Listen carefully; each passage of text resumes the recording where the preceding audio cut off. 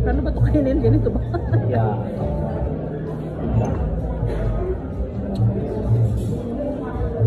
Sarap niya ako dito. Sana yung lips.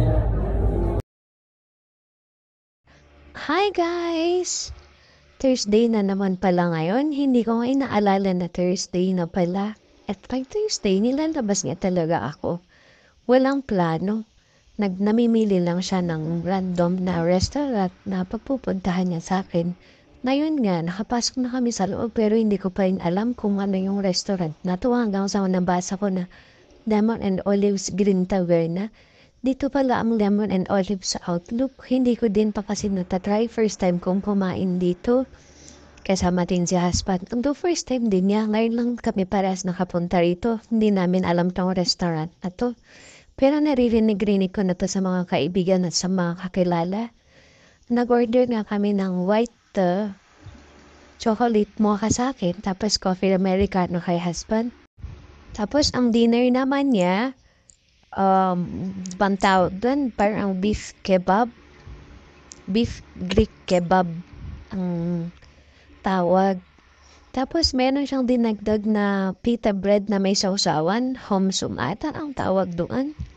Ang hirap i-pronounce ng mga menu nila.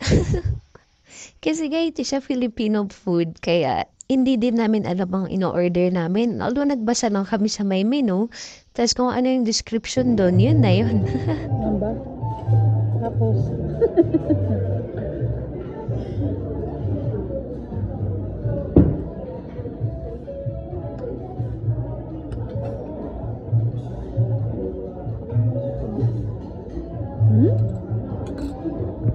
Yung in-order ko naman, nakahirap naman i-pronounce ng pagkain na yun. Parang souvlaki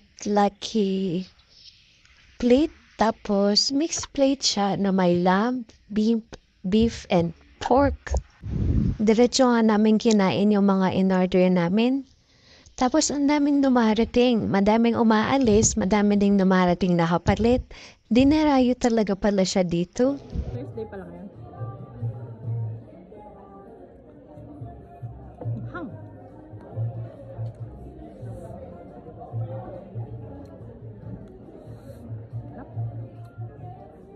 Parang may nilagay din sila sa sibuyas. Iba yung lasa niya. Pag minix itong Ito nga rin eh. kamatis. Yung order ko para siya shawarma na palalaki yung slice. Tapos kay Mon naman, beef grilled na ulam, tapos may salads, tapos rice. Okay siya, masarap dito. Na-amaze lang ako dito dun sa sibuyas nila kasi may lasa siyang kakaiba. Hindi siya plain na sibuyas lang.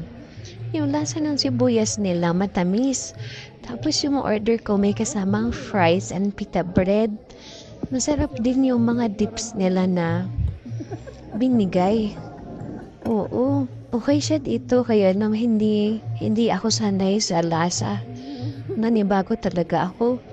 Tapos, nung una nagtitinidor pa ako, pero Diyos ko, hindi ko talaga siya makain ng ganun lang, kaya nagkamay na lang din pa din ako. Match yung order namin dun sa coffee na pantanggal umay talaga kasi nga, nag-search ako bakit ganun yung na-serve sa amin na food. Mediterranean food pala dito. Nakikita ko din sa kabilang mga mesa. Marami silang order na vegetable salad na maganda din naman i-try pag nakabalik kami rito. Pero pag bill out na, ayan na siya. Wala na yung ngiti sa mukha niya. Pero at least, na-appreciate ko yun na meron para sa akin. Thank you for watching!